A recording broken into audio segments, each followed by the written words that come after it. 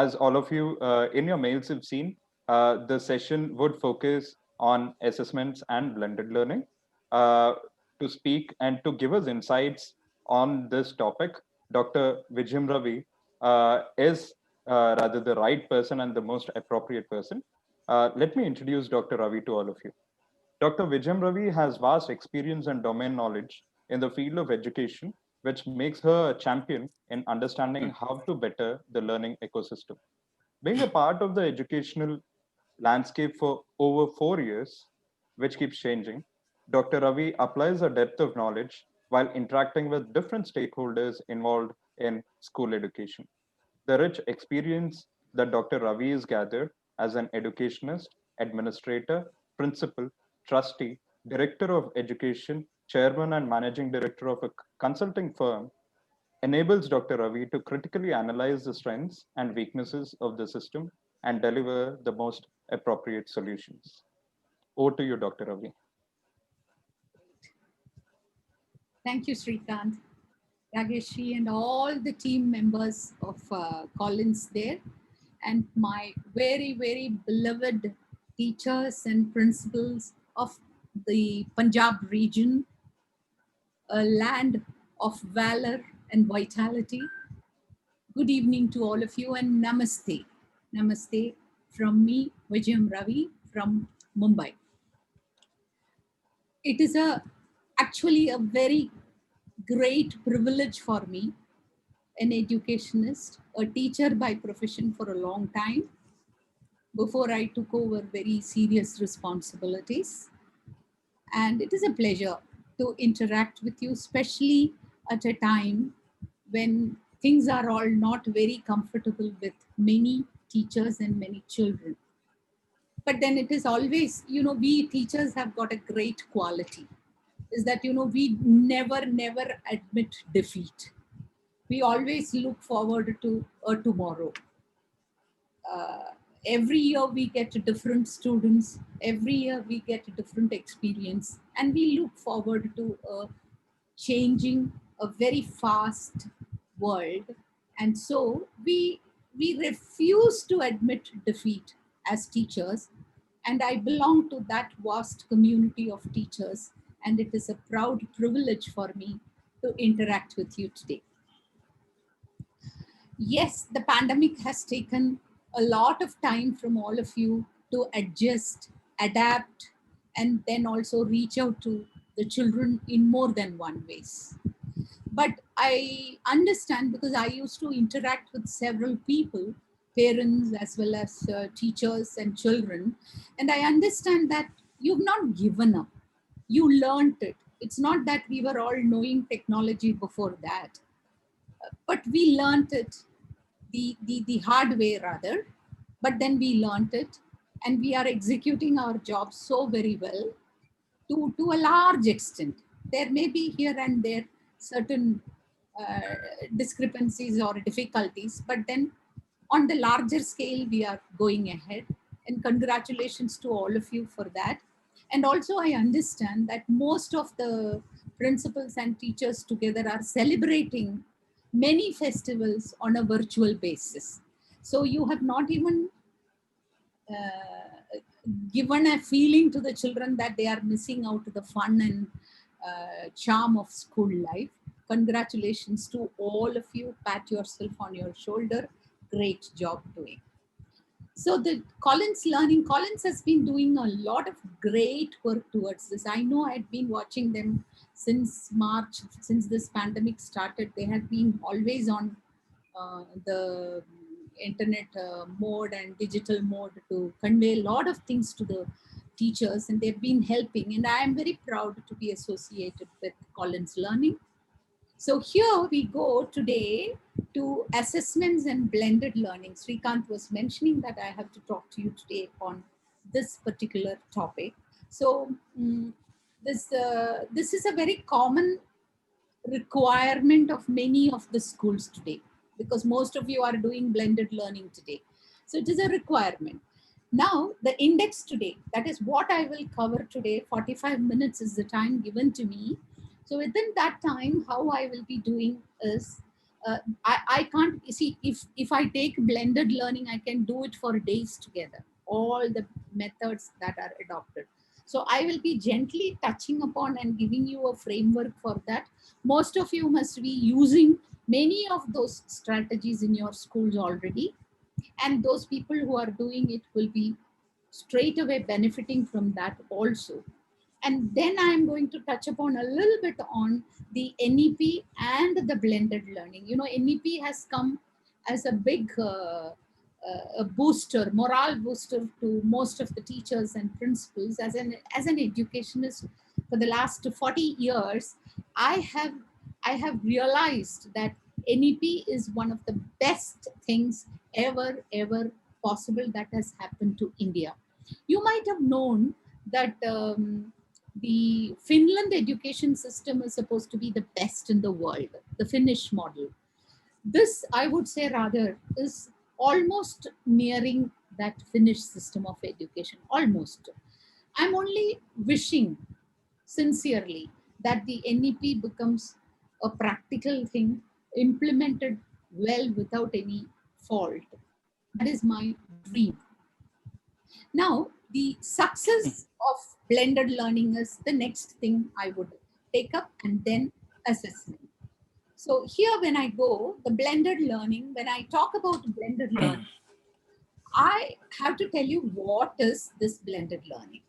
Blended learning is something, it's a combination of a face to face traditional learning and online learning. Now we are doing till March, till your school closed on that last Friday. You were not knowing when you all left, said goodbye to all of you. You never knew that you won't be coming to the school on Monday. But then it so happened from Monday onwards, you are not there in school. Till such time, whatever activities you were doing in the school, that was a face to face traditional learning. Okay. And now what you are doing, online learning, that is the digital mode of communication with children. And a combination of these two is usually known as blended learning. And some people call it as hybrid learning. I wish to call it as hybrid learning. Blended learning is perfect. Now, this blended learning is going to be, let us take it straight and accept it beyond doubt that tomorrow's world from 2021 onwards, when your schools start, this is going to be the order of the day. Blended learning is going to be the order of the day. So if we are ill prepared, let us be prepared for that. If we have to do any kind of an facilitative arrangements towards that, let us do that right away. Now, how to go about the blended learning? This is something we need to seriously work on. Now, when blended learning, when I mean to say, I would suggest this. You know, there are, if you ask me blended learning, there are almost some 10 to 12 methods I can say.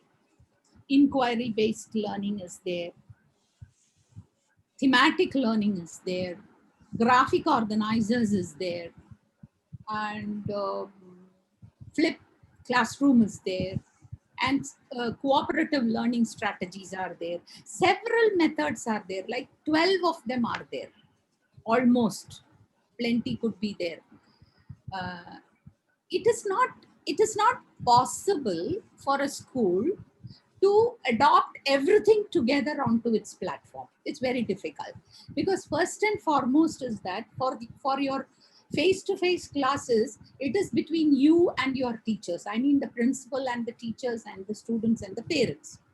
Whereas when it comes to an online classes, it is a proper technology platform. You have all realized it. The technology has improved quite a bit, but then sometimes it gives you trouble as well. So one should be fully equipped to handle that technology platform. And so our teachers, the principals as well, we need to be fully prepared for that. So selecting the different types of blended learning methods is the priority for you. That is the first thing you have to do. We do not know when the school is going to reopen. Some states are probably going to reopen, they say, by middle of October or something. Delhi seems to have closed till 31st again. So we don't know. Let us assume that the schools are going to really start functioning from 2021 January. If that is so, some of your school children will be coming to you, most of them coming to you, and they also will have to do the digital learning at home. How are you going to manage this blended learning? Is a big job for the principals. So I had been a principal for quite some time. So as an administrative person and also as a teacher, I can suggest that you have to sit with your technology provider and choose what is the suitable platform for you to adopt the blended learning. This is the first step you have to do.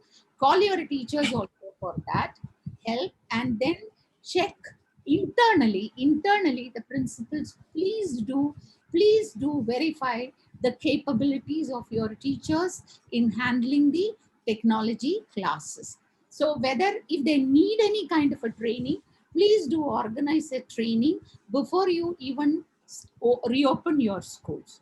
So whatever is the lacuna in the system, in the school system you have, if any, that can be removed by giving the proper training for the teachers and choosing the right kind of platform. This is your blended learning's first requirement. The second requirement is, as I mentioned, there are several techniques, and the common ones are flipped classroom, inquisitive learning or inquiry based learning, graphic organizers, thematic learning, design thinking, etc. Now, design thinking is something which I would say here and there you might have heard it. Design thinking, क्या चीज है ये?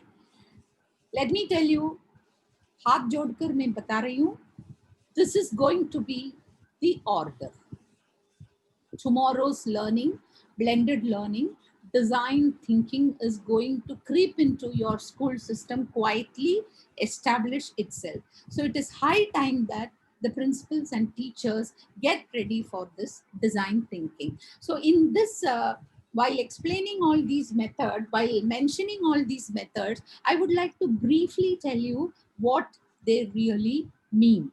I must say, design thinking is actually all of us, you, me, everyone in this universe are perfect designers. In our own way, we are designers. For example, we have a problem at home. Imagine any problem, or at school.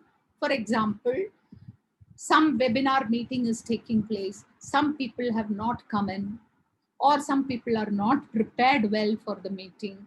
Any such problems you have, or at home also, you have a problem, then you will design something. You have an intent to solve the problem, and that intent is your design. Okay, so every day, every part of our life, we come across with several issues and we create certain intents in our mind to solve the problem. So what do? You understand, oh, this is the problem. I have a group of students, say for example in standard 5, they have a language problem. They are not able to use language effectively very well. So when they go into the 6th standard, when they go from primary to the middle section, how are they going to meet with the requirements of language? This is my problem. So you can use a design thinking, have an intent. Then what you should do, you should collect the information. First, foremost, you have empathized with the problem. You have created an intent for it. The second one could be create an idea or ideate. How do you solve this problem? What is the way I can approach on that? Then create all the information required for that. Okay, my students are not doing very well in English. So what should I do? So you will sit with your teachers, you will ask the teachers, why is it that the students are not doing well in English? So the teachers would say that they are not talking in English, their communication is problem. They have some kind of a fear in them in communicating, and they don't understand, they don't comprehend the given lessons very well. Like that, hundreds of reasons come to you. One of the main reasons, let me tell you, my very beloved teachers, is that why the students hesitate to communicate in English or in any language is lack of vocabulary. So the essential problem, the deep rooted problem in language execution is lack of vocabulary. So the solution comes automatically that if we are able to increase the level of vocabulary and the comfort level of using that vocabulary in new sentences, if we are able to increase that, then probably the problem has a solution. Then what you should do? Okay, create a system. Create a system or a lesson plan or an educational pedagogy by which you will increase the language vocabulary. Then you implement it. This is real design thinking. On and off, we do it every day. And this is going to be adopted as an educational methodology for tomorrow. Then flip the classroom is something where a classroom is flipped, turned ulta. In the sense, normally in a school life, we teach in school, give homework to the students to do at home. Here, what we do is that we ask the children to learn at home and do the activities in the classroom as a group activity. This is called the flipped classroom. Usually, students where you need group activities to be done in teaching science or mathematics or social studies, history, geography, etc., this kind of a flipped classroom will really work for you. This is how it is usually done. Like, for example, in a history class, if you would want to say, how are rocks formed? Or geography class, that is how you want to do. So you will give enough material for the students to learn at school, sorry, at home.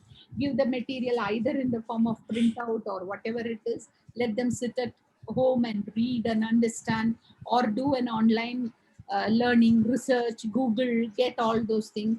Come back to school, the teacher will make a platform, a group of students, and give the concepts to them to understand, debate, discuss, and bring out their own answers, consolidate the answers, and project it so that the learning becomes their own learning. So, this is a flipped classroom. And inquisitive learning or inquiry based learning is typically the scientific method of learning. That is, you have a problem, you have something to learn, you have to learn something new which you have not learned. Okay, you wanted to learn the gas laws in chemistry. PV is equal to nRT. So when is this gas law formed? How is the gas law formed? Then you need to talk about Boyle's law. You have to talk about Charles' law. Then the combination of Boyle's law and Charles' law is going to make it to a gas, universal gas equation. Okay, so what is the role of pressure? What is the role of volume? What is the role of temperature? All these things you will have to talk to the student. Now, all these things the students understand by asking questions. Let me tell you something here very important is that, when our good old system of education, I am talking about the Vedic period of education, children learn by questioning. They were asking innumerable questions to their masters, and the masters never answered them. They in turn will ask another question, and then that question will make the students think. They will find another question, that question will be asked to the master, master will ask another question. So this was an exchange of questioning, and that made a comprehensive learning. which actually is the inquiry based learning. And fundamentally, the change that was happening during this process, when it was happening with students, is that the brain cells were all getting pulsated. When the students are asking questions, remember, there are trillions of neurons in our brain.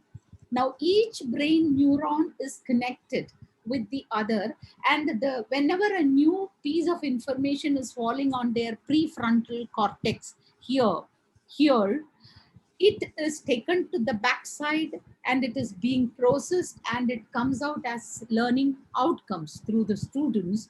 So the synaptic connections that are made in the brain cells, that is what is helping your students to learn really well. So, inquiry based learning, by asking questions and questions and questions, is actually creating a curiosity in the students. And curiosity will come only when you have an interest in learning.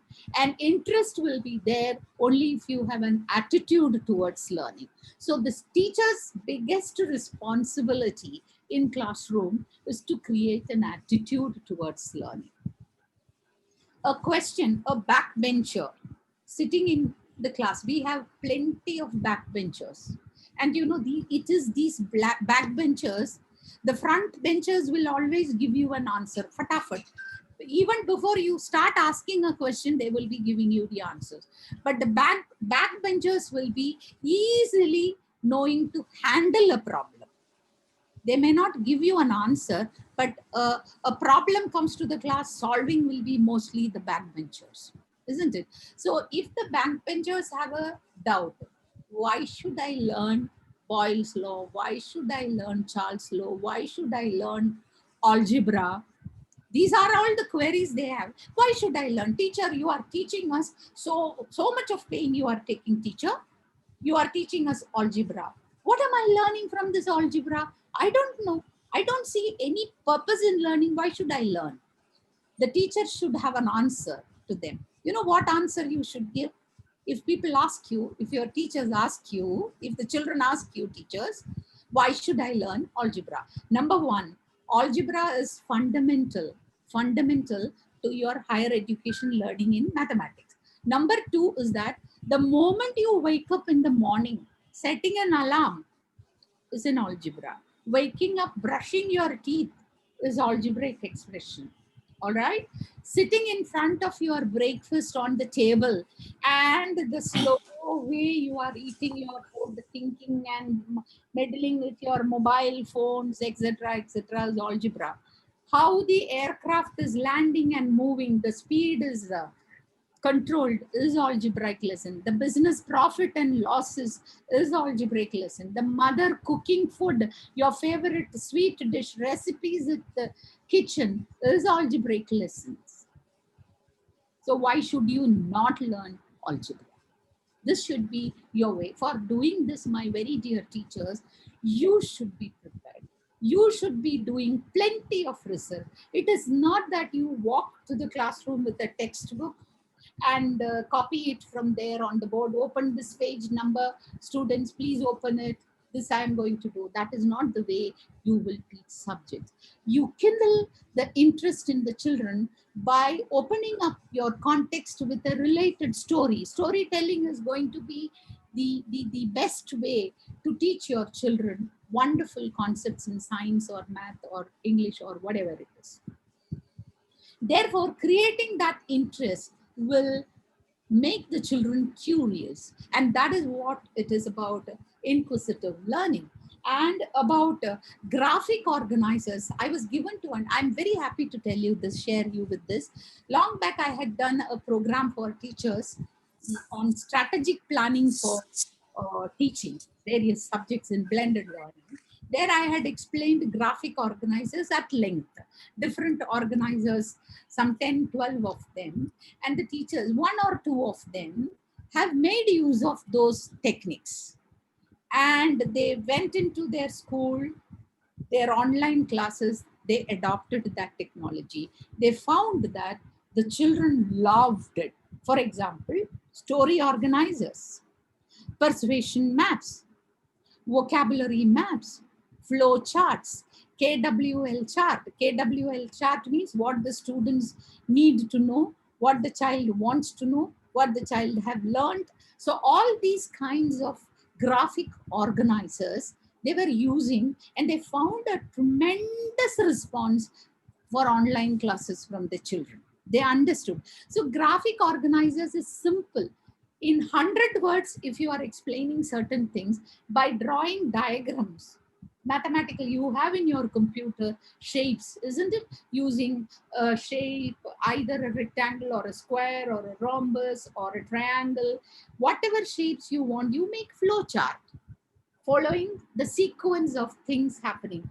Children visually be able to see what it is, and they learn, and then they do the lessons very well. Particularly, this is very suitable for teaching your English lessons, language lessons, and history, geography lessons. Even in mathematics, it is very useful. Thematic learning is something which is gaining momentum these days. And this thematic teaching, I can authentically tell you, is the best out of the entire thing. True, it has a little disadvantage that it involves a little bit of a hard work on the part of teachers and the school to set up. But once it is set up, it will go automatically. Conceiving is a big deal. After it is conceived, it will go very well. I am telling you about this thematic learning, though it is becoming very important these days.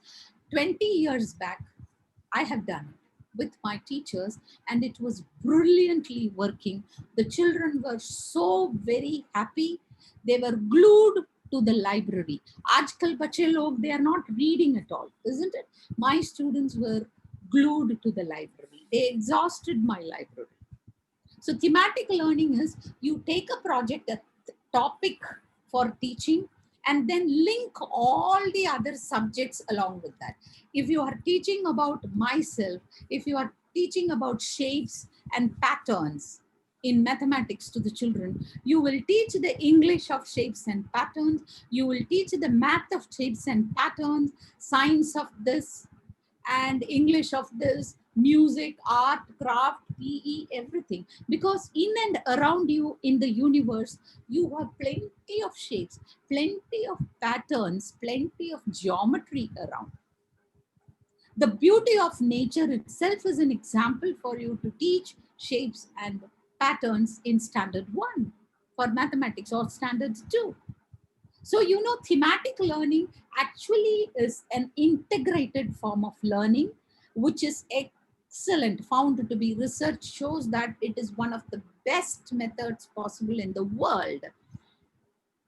NEP, NEP is suggesting, asking the teachers to go for integrated learning, thematic.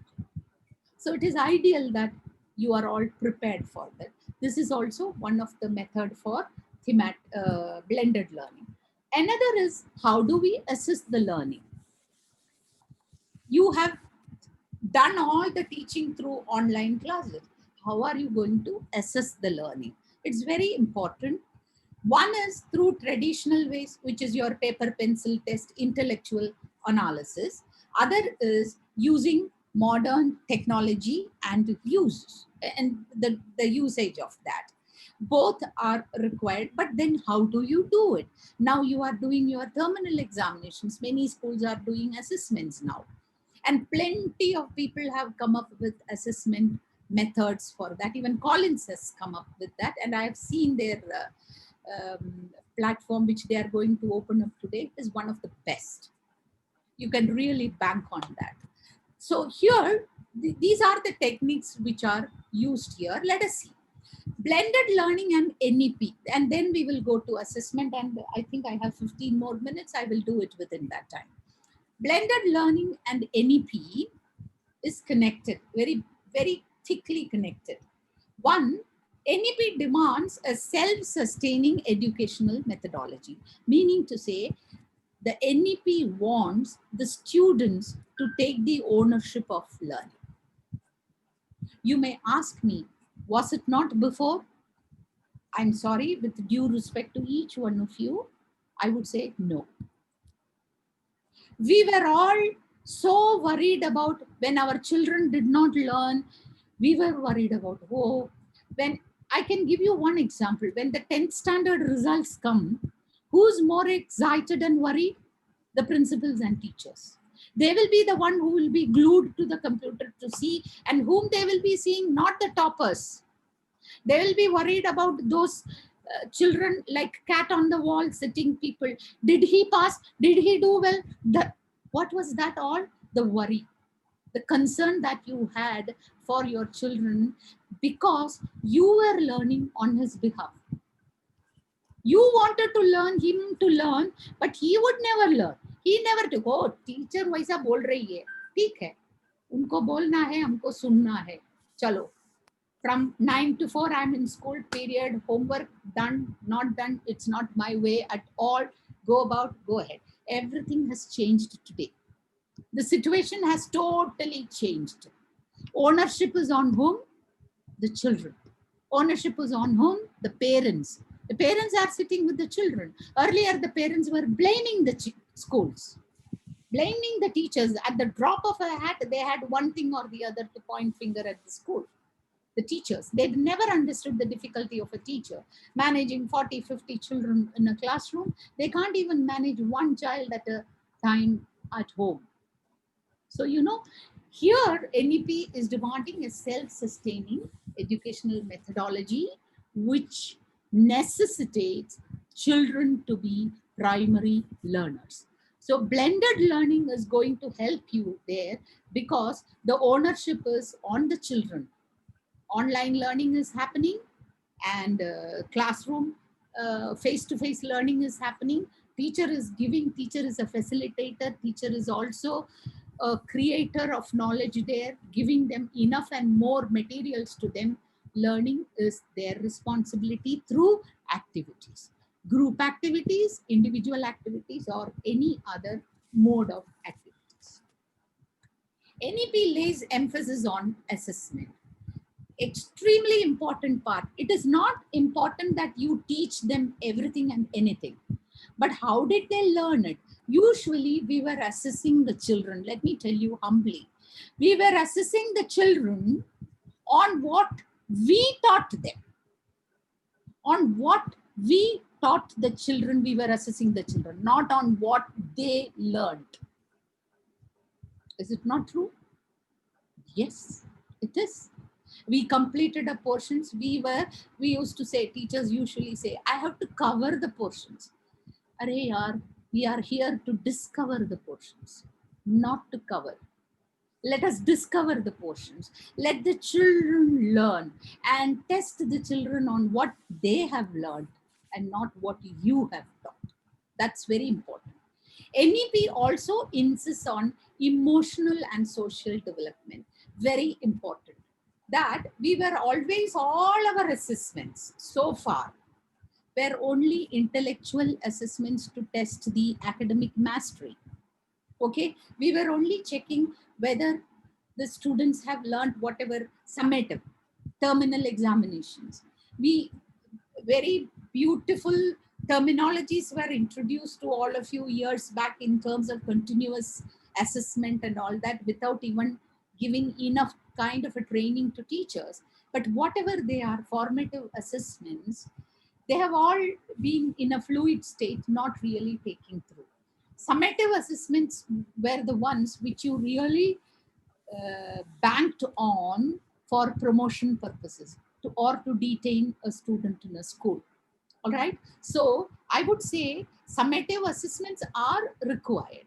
I'm not saying bad, but then what is required is a formative assessment for learning. That is important. You need to tell the children where are they lacking, what is missing out in their learning.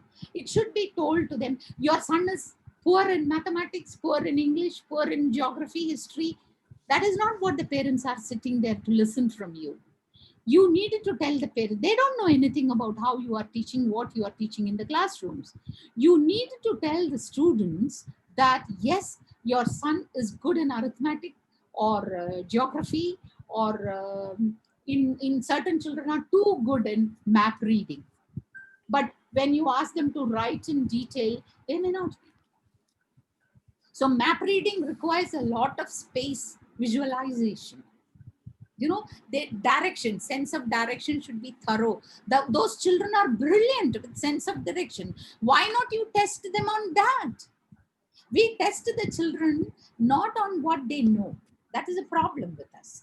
So we need to really, along with academic mastery, we also need to understand and test them on emotional and social development, because NEP is insisting on that. And believe me, there are plenty of methods to do emotional and social development also, and also suggesting, and also, sorry, along with this, I need to tell you, it is high time that you change the report card of your children, because now it is online learning assessment, offline learning assessment, and you have to include your academic mastery, social emotional development, physical development as well, which does not mean only physical education, but the way the students use their limbs to express themselves. All right. So these three major areas form part of assessment, and that is what NEP wants you to do with blended learning. NEP is suggesting for a learning in mother tongue till grade 5, and I sincerely welcome that. I am a person who has learned everything in mother tongue, not in English. I am not a white person to speak English at home. I love to speak my mother tongue at home. Okay. Am I not able to communicate in English? Most of the people in this universe, most of the teachers sitting out there or principals would have learned it in their mother tongue. Nothing is wrong with mother tongue. The fundamentals are thorough when the children learn in mother tongue. English should not be forgotten because that is a universal language, but but importance should be given to the mother tongue learning because the fundamentals must be thorough. Success of blended learning will go like this. It needs a planning.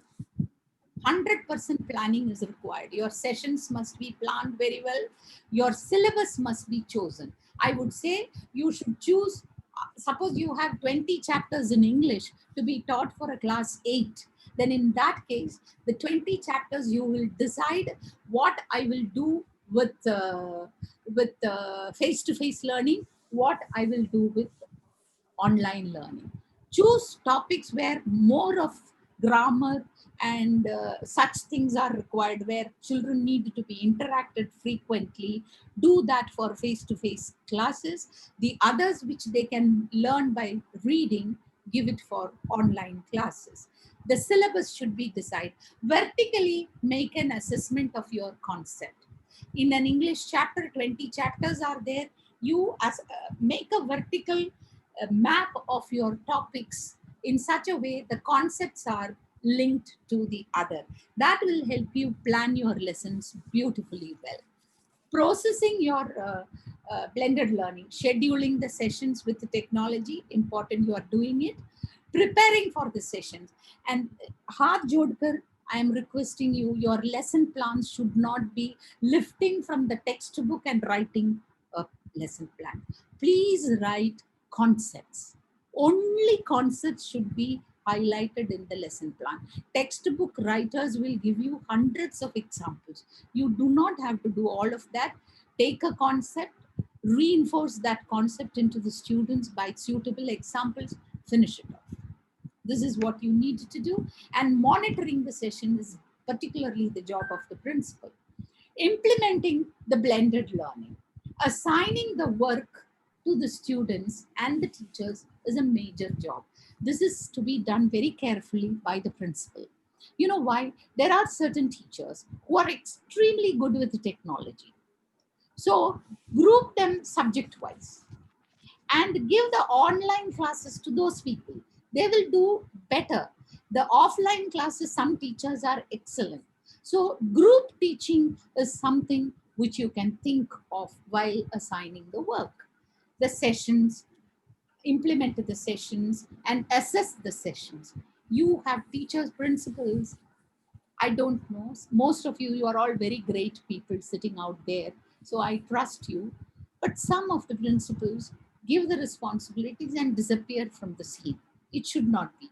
While the teachers are on, it is the duty time for the principal also to monitor their sessions. It needs to be done. Otherwise, we have no morally principals. You and me have no right to question the teacher if we do not listen to them, understand them, and correct them whenever required. That's very, very important. Then improvising, taking feedback from the teachers, feedback from the parents, children, and if there is any change has to be done, do that. Doing enough research, what method you need to adopt for what lesson. It is not that one method would adapt for all lessons. No, it need not be. And how do the children receive? How online classes are made interesting? This is all making you the success of your blended learning. Assessing the blended learning is, I think, can I have 2 more minutes? I take, Srikant, can I? Yes, ma'am. You can take 5 more minutes. Okay. So assessing the blended learning, it's a complex procedure because online courses are something where you have no control whether the children learned well or not. So it is a complex procedure. Club the topics for online together. Concept wise, I told you, make a vertical map.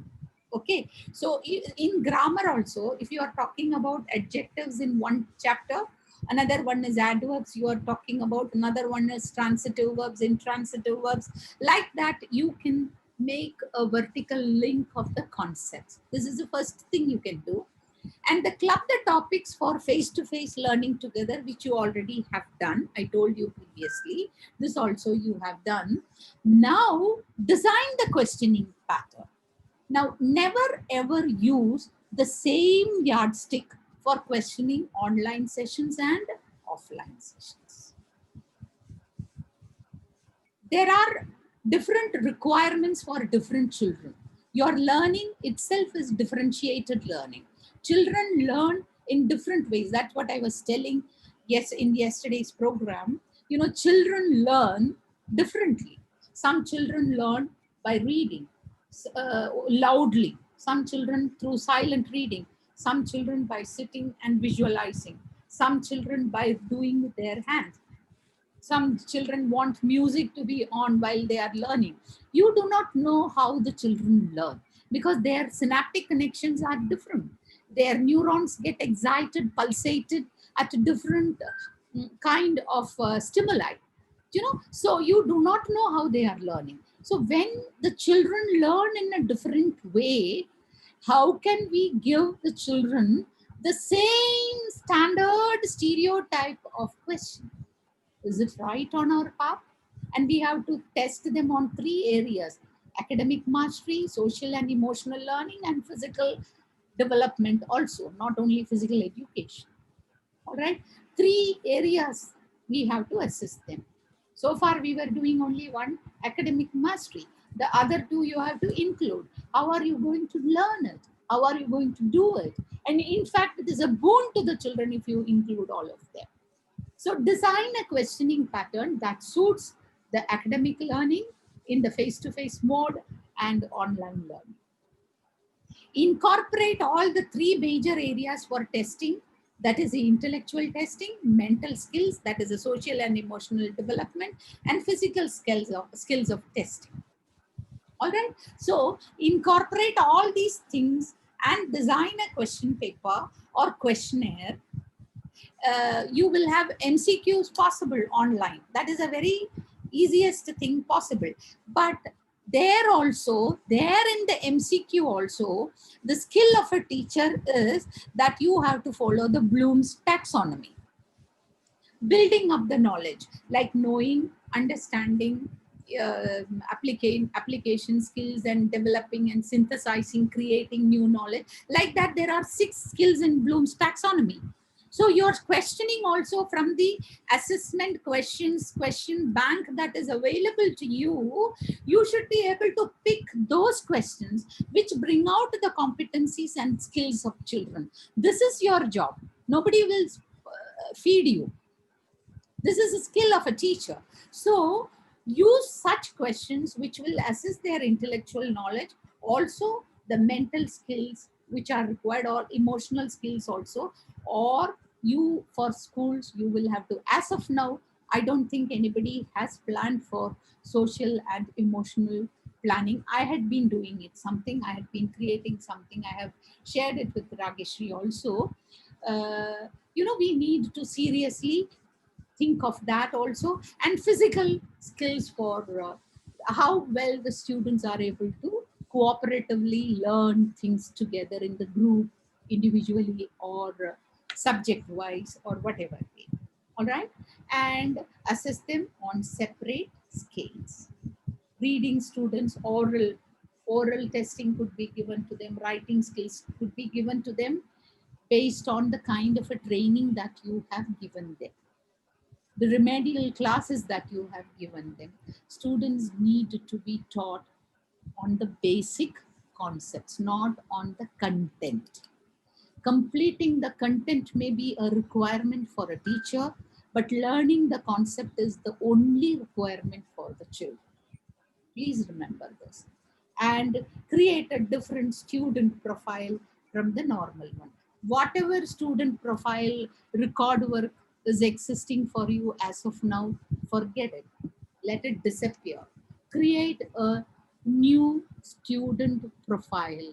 I mean, the progress report, which clearly depicts to you the mastery, social, emotional development scale, and physical training, physical development as well, using all these kinds of strategies followed.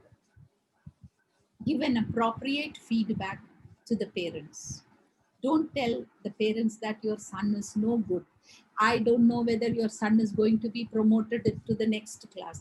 It is so painful, my very dear parents, teachers, and principals. You are also parents, some of you.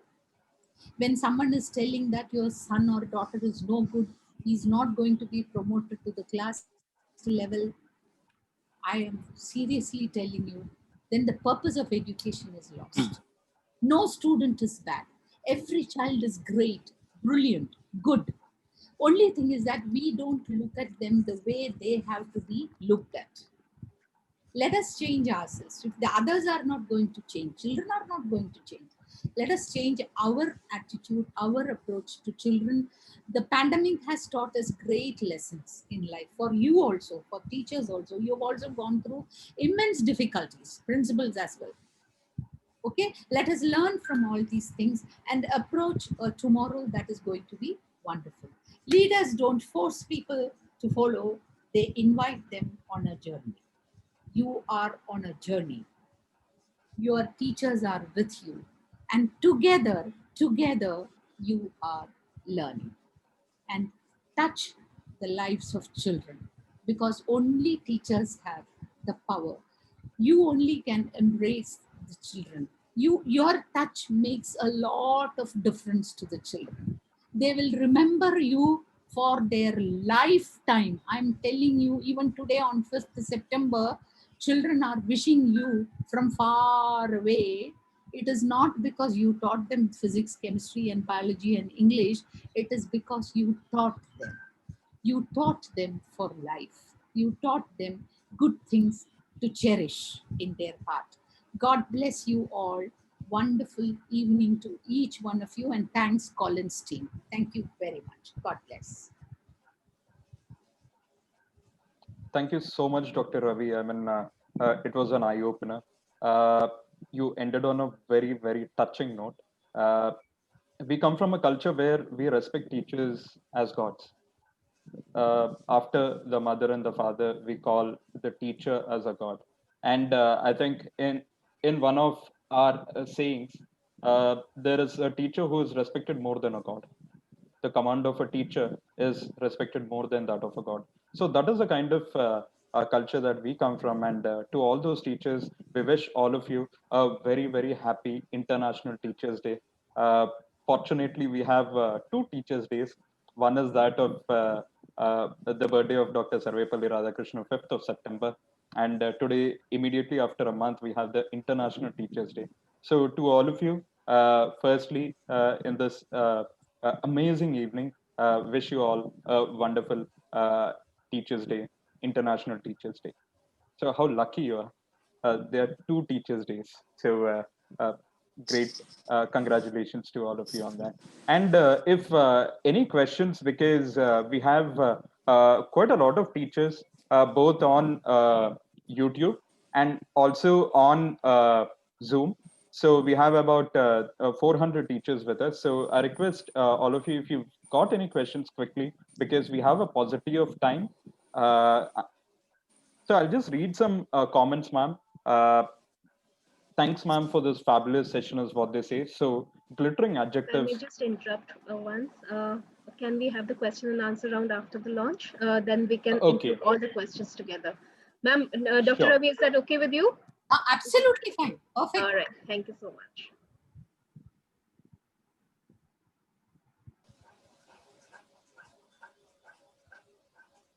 Okay. So I'll quickly share my screen because we have the launch program also right now. So with us, along with Dr. Vijayam Ravi, we also have Mr. T.M. Denny, the Director Sales, Collins Learning with us, and also Ms. Rageshri Niyogi, the Head of Marketing with us. So first, I request Mr. T.M. Denny to give his words and also his thoughts to all the teachers. Okay. Yeah. Thank you, Srikanth. Respected Dr. Vijay Ravi, distinguished educationalist from the northern part of India, and all the guests over there, and my colleagues from Collins Learning. A very good evening to all of you. And I may request all of you to stay back a little more time for the participants, because I can see we are having around 300 participants, and now some of them think that it's ending, but we are having the question and answer session now. So please stay on for the time being. And first, let me thank you, each one of you, for joining this program webinar, and the launch that is happening both in Zoom and in the YouTube channel that we have. It's almost around 500 participants are there right now, live watching this program. So let me introduce the company that we represent. Collins Learning is a part of HarperCollins India. HarperCollins India is a subsidiary of the HarperCollins Worldwide, which is one of the oldest and the largest publishing group in the world. And we do have publishing across the globe, including US, UK, Australia, and across the globe. And as you know, we are the first publisher to publish a dictionary. And you all must be knowing Collins Dictionary is the first dictionary just come out in the world. And we are very strong with the dictionary across the world. And we have the largest number of words, that is the corpus of the words, is with the Collins, because we are the largest media company also. And you must be knowing our atlases, which is the Bartholomew. The authentic atlas in the world is Bartholomew Atlas, and which is published, the first published, and is still continuing to publish by Collins Atlas. So in India, we publish for CBSE, ICSE, and many states boards where there is no fully published, departments are not there. So we publish for them. And not only that, for the world, for the Cambridge International Curriculum Exam, we are one among the four endorsed publishers in the world, where published for the international schools across the world. So during this pandemic, it is very interesting to note that across the globe, actually the disruption happened in basically in education, and we have felt that there's a huge disruption happening in education segment. And we are witness to that, the problems. Even today, what we are seeing is the online, teaching learning process, the positive and the problems that we are facing across the, the journey that we are going the last 6 months or so. So we, with our expertise in the publishing across the globe, with the digital that we are doing across the globe, so we have come out with a solution for the teachers, because right now you see the teaching learning is happening through online, but how about the assessments? How about the assignments? How about the homework? Because if you do that, you have to get the physical or the hard copy from the parents to you, to the teachers, or to the school. There is a disconnect over there. So what we thought, with the click of a mouse, we can find a solution where the teachers are somewhere, students are somewhere, the school is somewhere, and the administrator or the management is somewhere. So we need to get a click of a mouse, you get together, and we find a solution for this problem that we are facing, especially in the evaluation or the assessment or the assignments. So it's so simple that, we have come out with this solution and we have tested across the country, some 50 schools across the country, and very, very positive feedback from them. And also it's very, very costly, because in schools there is an LMS working in parallel, where there's a huge cost associated with that. We don't have to have any of these things. It's so simple a solution for and a tool for the students and teachers. So click of a mouse, you will get to know what exactly is happening, and even you can keep it for your portfolio for a student for years to come. It's not that it's going away. It is registered over here, and a very secure tool that nobody else can have access to, that only you and the administrator of the school. So with that, I think, you will also, we are also thinking, and we are planning, already we planned that, around 30 days to 15 to 30 days, you will also get a pilot study or a trial basis before you go for this signing up. So we are expecting there's a lot of huge demand. That is the problem that we find, that, how to help the schools with this problem. So over to the product and details. I'm joined with the marketing and the product head, Ragasri. So I would request Ragasri to take over. And thank you very much once again for joining us in this evening. And thanks a lot. Thank you. Thank you so much, Denny. Thank you so much. Good evening, everyone. Thank you, Dr. Ravi, for sharing your valuable insights. It's such a privilege listening to you. So first, I would like to wish all of you a happy World Teachers' Day. All over the world, the teaching fraternity is being celebrated for the great work they are doing. Today is a day we celebrate all of you. You are our beacon of hope and forerunners in the whole transformation that school education has witnessed from March till date.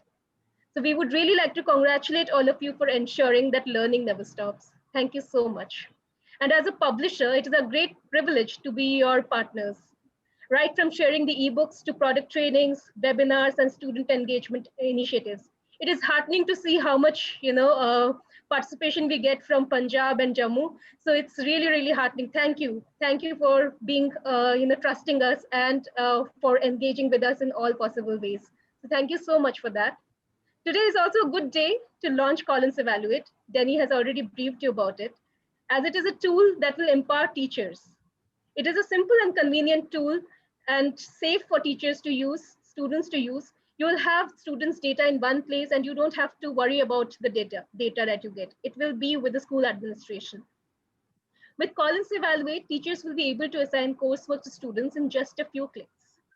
There are a variety of questions available and of varied difficulty levels. As Dr. Ravi was speaking, we need to include questions that will test the various abilities of children.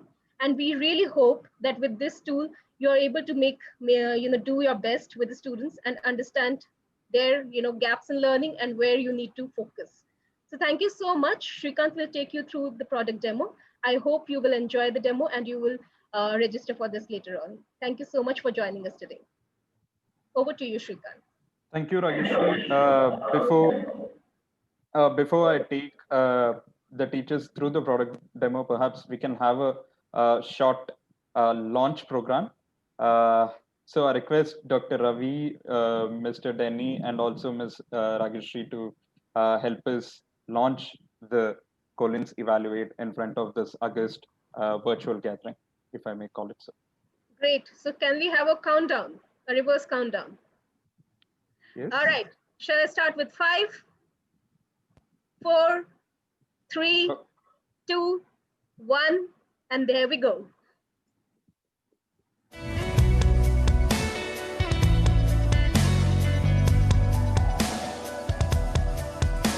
We have witnessed a paradigm shift in how education is imparted across the world, with educators rising to the occasion to deliver online classes amidst the lockdown.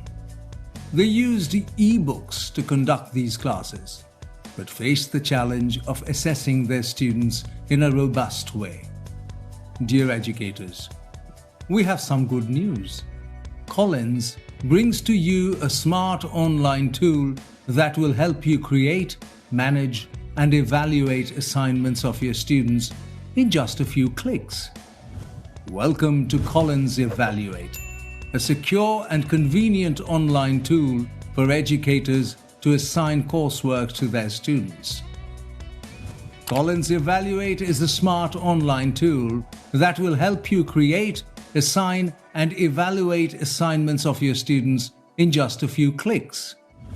Once you register on Collins Evaluate, you will be able to create and manage your students, create, assign, and evaluate assignments and tests, generate student and class reports, and share reports and feedback with the parents and guardians. Collins Evaluate comes with preloaded questions. You can create time-based assignments from a bank of over 30,000 questions for kindergarten to class 8. The subjects available are English, Science, Mathematics, EVS Social Science, Hindi, Computer Science, and General Knowledge. Students can attempt the assignments or tests created by their teacher by accessing the student dashboard. They get graded automatically, which can be further reviewed by the teacher. Teachers can access the class and student reports and also share those with the student's parent, guardian, along with their feedback. Collins Evaluate works no matter which textbook you use to teach your students. It allows you to create and upload content based on your requirements. You can create your own questions, upload worksheets and other content, giving all the flexibility you need.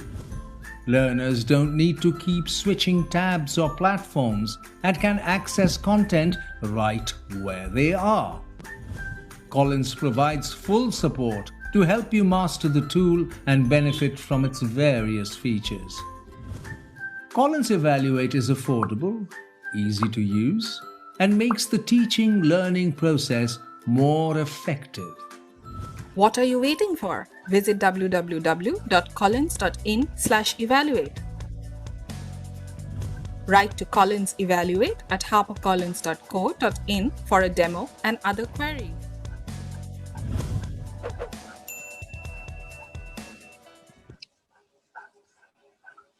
So that's Collins Evaluate for you. And so now I'll just give you an insight of what exactly is this program and its genesis. And first of all, when we bring out anything, there is a reason to it. Necessity is the mother of invention, is what every teacher tells their student. So we also came out with a necessity, but this invention is going to stay for all our life. So first of all, who are we and what do we do? So as Mr. Denny rightly said, we are Collins Learning, which is a division of HarperCollins. And we've been an organization in work for about 200 years. And Collins Learning was started in the United Kingdom of Great Britain. And yes, so we are one of the fastest growing textbooks publishers in the country. Even though we had started quite recently, we'd been very well recognized in and across the nation. And we publish for all the three important boards across the country, which is CBSE, ICSE, and also the state boards. Then we also continue to deliver up-to-date, engaging student resources and exceptional teacher support, which I'm sure most of the schools have experienced as of now in terms of webinars, workshops, a webinar that we've done right now, and also the Digi Suite, which is on par with the latest of technologies. And what is the journey from March till now? Why March? Because the lockdown had started in March. So what is the journey from March? Transition from normal classes to virtual classes. I'm sure most of the teachers didn't first know how to do it, but then as every good teacher does, they get into the stream of things. So that is what has happened, normal classes to virtual classes. The next thing is adapted and embraced blended learning, which is something that most of the teachers would love to do henceforth. Blended learning is the thing of the future. And what NEP talks about also is something to do with a blend of blended learning and also assignments and different kinds of assessments to help students love their subject rather than be forced into learning. The next one is finally, there is one question that remains unanswered. How do we track the progress of students? Because this is a virtual world. We don't have the students in front of us. We have them in different circumstances. There are a lot of challenges. Depending on internet is a big challenge. Having a proper gadget is a big challenge, and so on and so forth. So how do we do this? How do we track the progress of our students? So, what are the expectations? First of all, before bringing out this product, we had done a bit of a survey with trying to reach out to all the teachers across the nook and cranny of the country, from Kanyakumari to Kashmir, and from Baroda to Nagaland. So they said we need question papers, we need to prepare reports, we need to share reports with the parents because the parents need to understand how the student is progressing, even though they sit right in front of them. Then they also need to receive acknowledgements in terms of feedback and then track the progress of the student. So what we've come out with is this beautiful product, simple to use product, and also easy to run.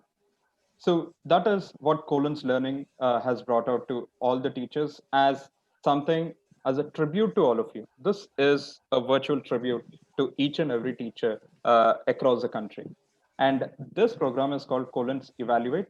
So this is the initial landing page that we have. I'll also show it on the internet. So this is the landing page that we've got. So teacher can sign in, or a student can sign in, or an admin can sign in. So it works on 3 different layers.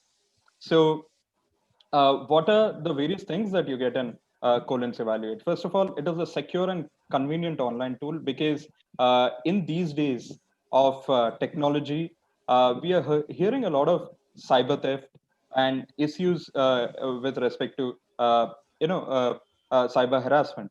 So, is my data safe? So, to answer, your data is secure, and also it is a convenient tool for each and every teacher and also educated to use. And it is a simple and an innovative tool. And as you'd seen in the launch, it covers English, mathematics, environmental studies, science, Hindi, social studies, computer science, and general knowledge. And we've also, so I give you the benefit. We have preloaded questions. And to tell you, from KG, from nursery to class 8, we have 30,000 and counting questions. So that is a number of questions that you've got. It is humongous. 30,000 is not a small number. And we'll always keep adding to it. The next one is seamless integration. And then it is easy for the teacher to evaluate because it happens automatically. A teacher need not click on correct or wrong.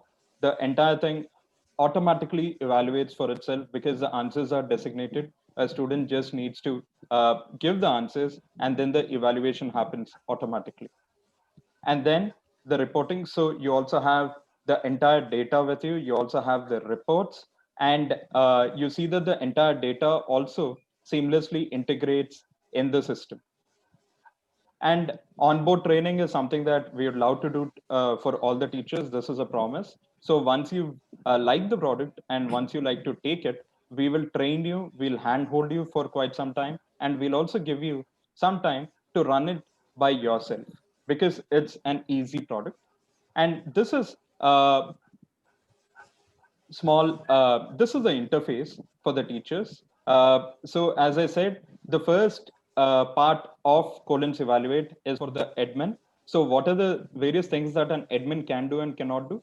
So here, the admin can manage users in terms of create users, view and edit users. So users could be the teachers, section wise and class wise, and also students section wise and class wise. And then he can choose to delete users because some students might leave the class, or some students might get a section exchange in between the year, so in the middle of the year, so they can be deleted. Then you can also export users. So I think Ragesh was talking about data, how you keep your data, right? So if you have this users enrolled in class 1, the entire data is available for you with you as long as you have the program.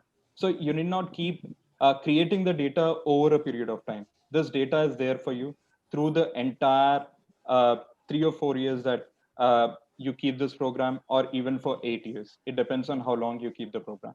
Then manage assignments. So as an admin, it gives the admin a bird's eye view of the entire system and entire school.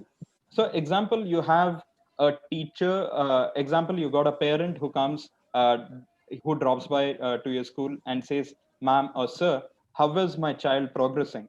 Can you tell me how my child is doing well or not so well in, let's say, the test that he's taken recently? So what you can do is you can just click on view assignment, and as a principal, you have the data of the entire school. So you need not call the teacher, you need not call the student, or you need not take a paper report and then show it to them. This is such a tedious task. So here, upon the click of a button, you just click on view assignment and you'll have the entire data there, right? So this is one USP that gives the admin an enhanced access to the data of every student in the school from nursery to class 8. And that is the biggest, I think, USP for a school admin. It could be a principal or, let's say, uh, uh, a section head. Then you also can upload documents to the library. Then reports, again, as I said, you can view the school report, the class report, the teacher report. So if you want to, perhaps you got a coordinator for, let's say, a HOD or a coordinator, you can call them and you can give them an understanding of what is the difference between, let's say, teacher A and teacher B, how many assessments they have conducted against teacher B, and so on and so forth. Then you can also view the student report, and then you can also view the class feedback. So this is what an admin can do. Now, the next is the school teacher. As a teacher, what can you do? So as a teacher, you can manage users. And so while managing users, you can also create the users. So in your section or in your class, you can add users, or you can delete users. You can also edit the users, and you can export the users of your particular class. So the difference between admin and the class teacher is that the class teacher has got access to only her classes, while the admin has got access to the entire school. So that is the difference.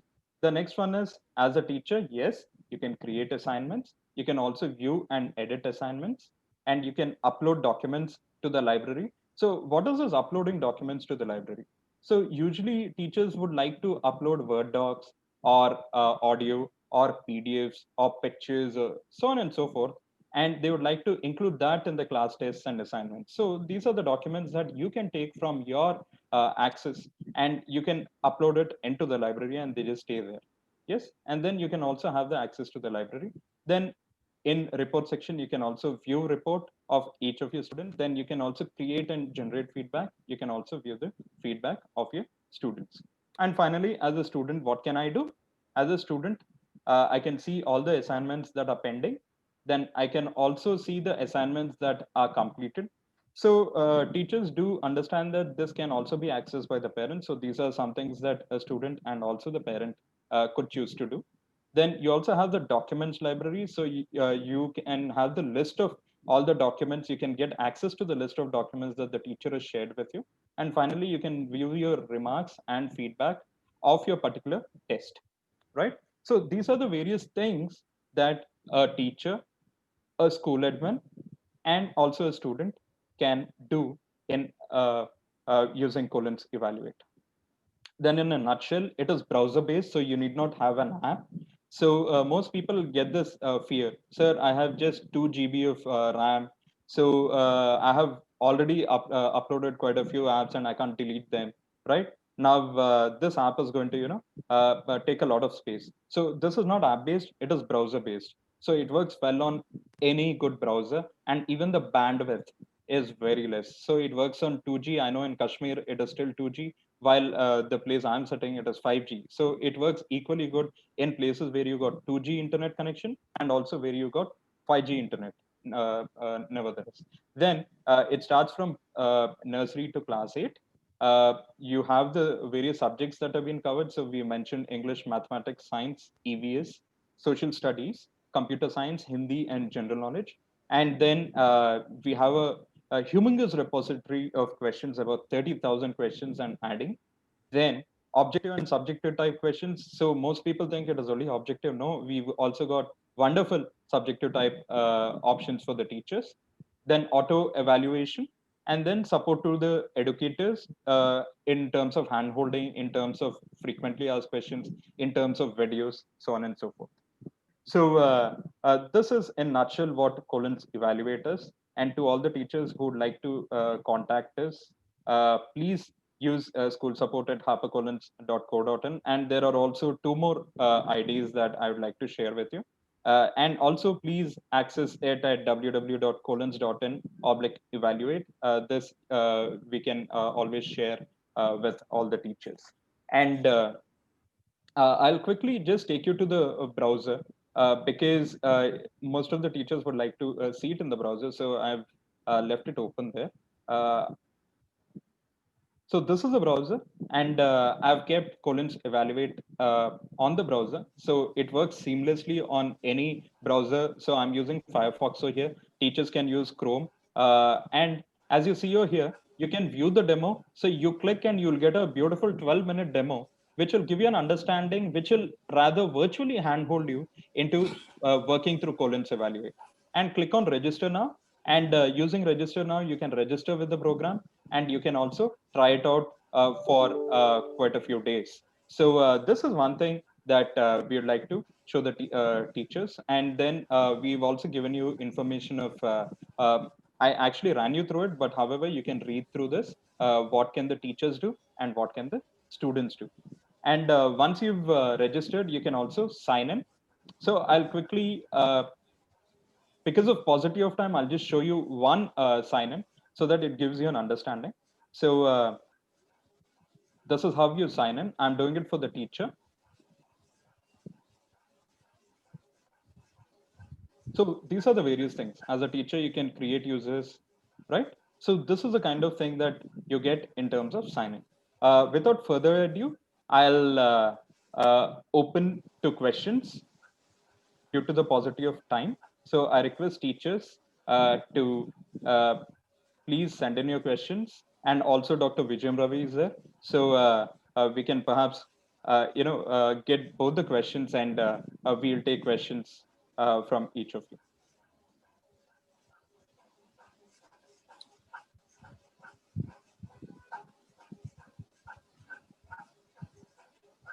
So I'll just go to the chat.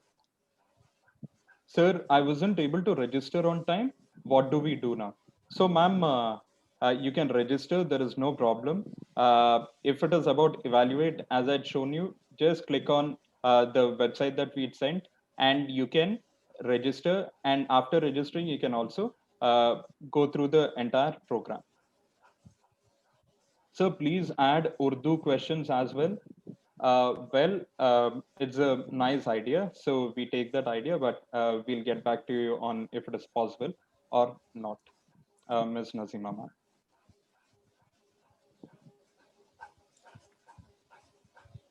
Please keep languages all together. Great thoughts, sir. Then please throw some light on how algebra while eating breakfast and other examples. So Dr. Ravi, this is a question to you. So the question is, please throw some light on how algebra can be useful while eating breakfast. You know, it's a good question actually. I mean, I can't be detailing about the whole thing because you also need to do a little research, but I can tell you how it is. You know, the speed, you know, it algebra deals with the kind of a constant and a variable, isn't it? So the speed with which you eat your food and the way you take it to your mouth and then pick it up, if you keep any one as a constant, the other thing would be the variable. And you find out the total time you have taken for your breakfast, how much time you take it, and one is a constant, could be a food, and the time taken could be a variable, and you find out the variable from the constant. So that is how it is. You have to do a little homework on that also. Similarly, the way you throw the ball, into a basketball court, you know, in a that the power with which you have to push it so that it falls into the basket. These are all similar examples. It deals with the speed, the way you take it, the way you put it. So one is a constant, another is a variable. That is how you find out. Thank you so much. The next question is, I think, to me from Manju Gupta, ma'am. Can we take live lecture on the platform? No, this is only a assignment platform, so it is not an LMS, so you can't take a live lecture on a Colons Evaluate. I think and there is another question from Reena Sanyal, ma'am. Sir, as you mentioned, that there are subjective questions also. Are those questions also auto-corrected? So, subjective questions, obviously, the teacher would have to mark for herself. And how are the assignments shared with the students? Does it require students to type in the answers? So if you're asking about objective, student need not type in. It is objective, so he can choose the correct answers. So it will be in different formats such as fill in the blanks or multiple choice and so on, and drag and drop and so on and so forth. Any other questions? Let me look at YouTube because that is something that I haven't seen. And there's one more question from Reena Samel, ma'am. How are the assignments shared with students? Does it require students to type in the answers? So it depends on the kind of assignment. So if it is, as I was answering, if it is a subjective assignment, yes, the students will have to key in the answers and again post it. But if it is objective, as I told you, it would be in different formats. It would be in choose the correct answer format or drag and drop answer formats and so on and so forth. So it is for the student to key in the answers, and mostly it would be for him to select the answers. Just click on the button and the answer is selected.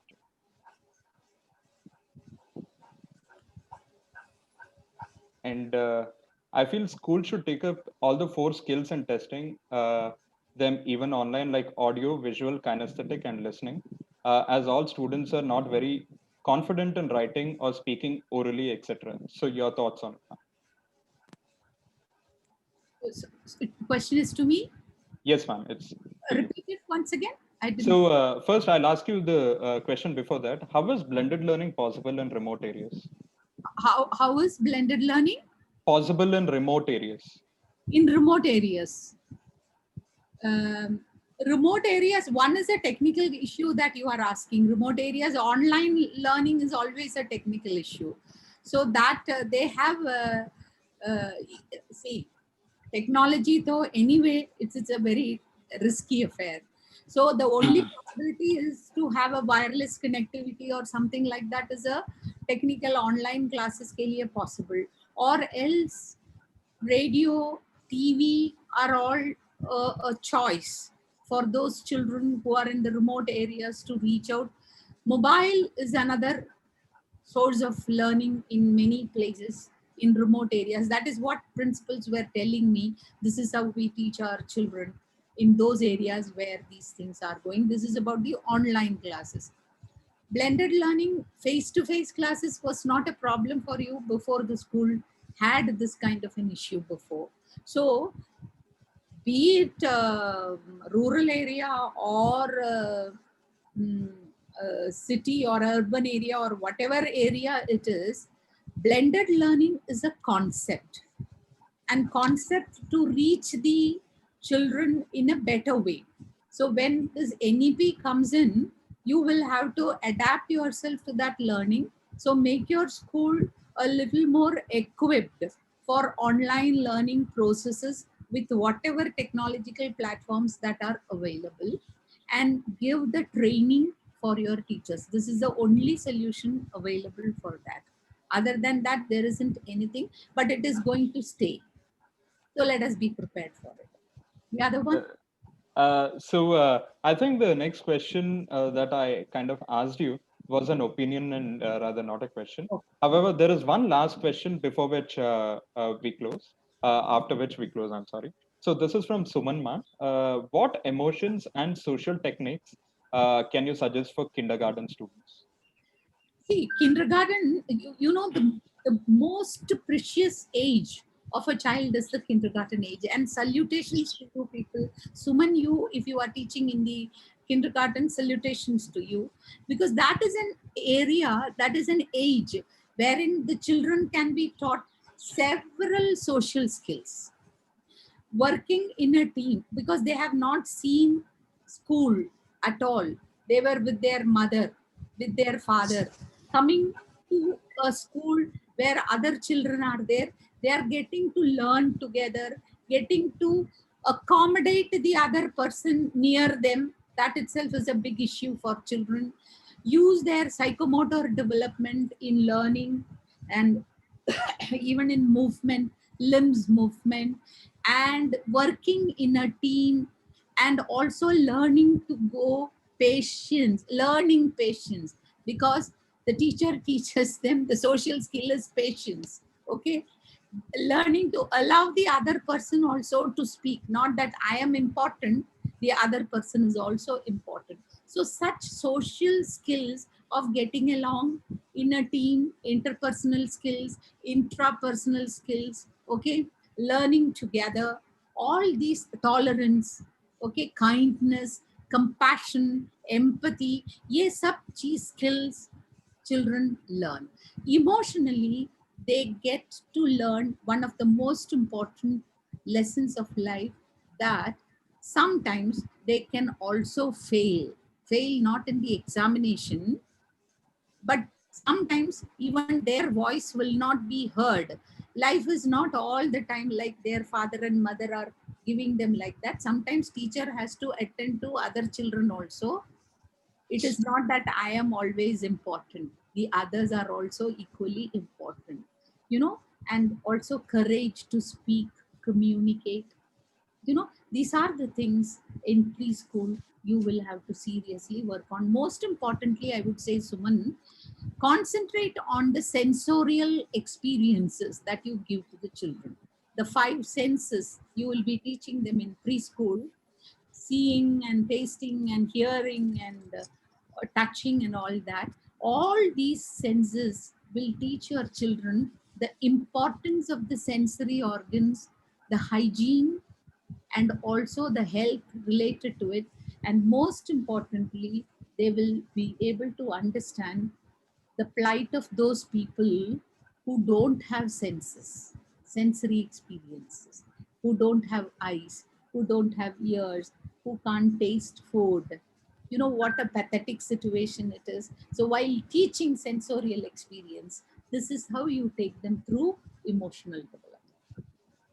Thank you so much, ma'am. And sincere apologies to all the teachers, both on Facebook, both on YouTube as well as here. I see quite a few questions being asked. So, to all the teachers, we are always available. You can contact any of us, or you can mail your questions to us, and we'll be happy to address it.